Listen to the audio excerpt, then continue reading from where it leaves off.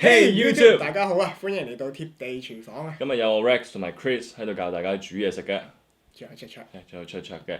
咁我哋順眾要求咧就決定煮雞翼。咁今日打頭陣嘅咧，我哋就會煮豐富香港特色嘅瑞士雞翼，又甜又 juicy 又好爽嘅瑞士雞翼。咁我哋睇下點樣整啦！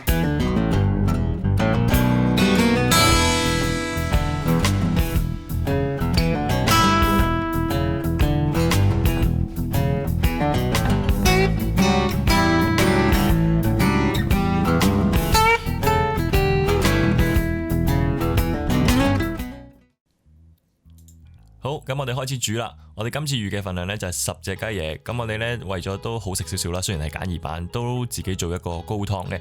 咁係菜湯嚟嘅啫。咁基本上將你雪櫃有嘅所有蔬菜啦，我哋今次有啲芹菜啊，有啲胡蘿蔔啊、薑啊、洋葱呢，咁就倒晒落去得噶啦。份量呢都唔係話太過緊要嘅。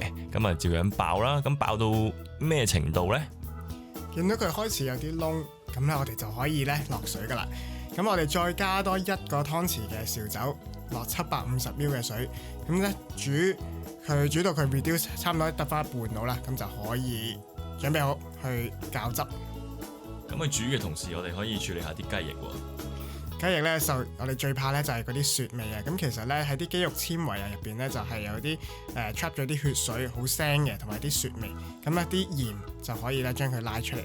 大概咧放幾多鹽都得嘅，我哋就放咗1湯匙嘅鹽落去。咁就可以咧放水落去浸過面，浸佢10分鐘到啦，浸到啲水開始紅色，咁我哋倒咗去換3次水到啦，就換到佢啲水開始好清澈，就可以去煮啦。跟住就去飛水咯喎，咁你見到我哋攞個鑊啦，煲滾啲水啦，入面咧就落咗幾片薑同埋少少嘅葱嘅，咁求其得噶啦，咁純粹用嗰啲香料咧去辟走嗰啲腥味嘅，咁就大概煮30至60秒。冇錯，咁啊唔好煮熟佢喎，記得煮到佢脹卜卜就可以咧攞出嚟，即刻放落冰水度，咁咧啲皮咧就可以咧好爽，即刻縮皮啊！你見到咧啲皮咧已經開始好硬啊，撳落去摸到佢係好彈手嘅。咁啊呢個時間呢，我哋頭先嗰啲高湯呢都已經 reduce 到去一半啦，大概300零 ml 到。咁啊撈起啲渣佢嘅。咁我哋其實最後呢，我哋留翻啲甘筍呢喺入面再煮耐少少嘅，因為甘筍甜甜地呢，我哋想個汁呢都再甜啲。咁啊落300 ml 嘅瑞士汁，因為貪方便啊嘛，我哋簡易版啊嘛。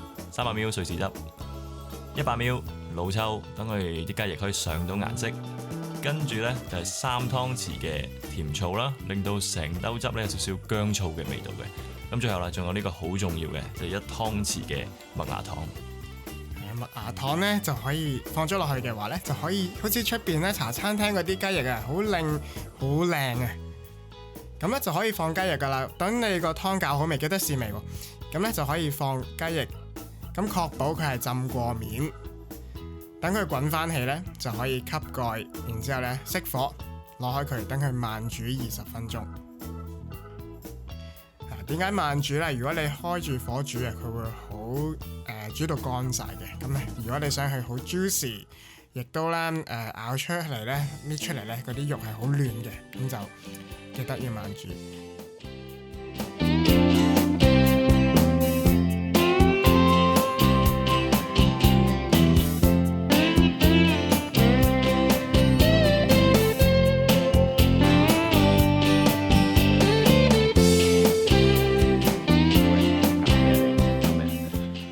終於煮完。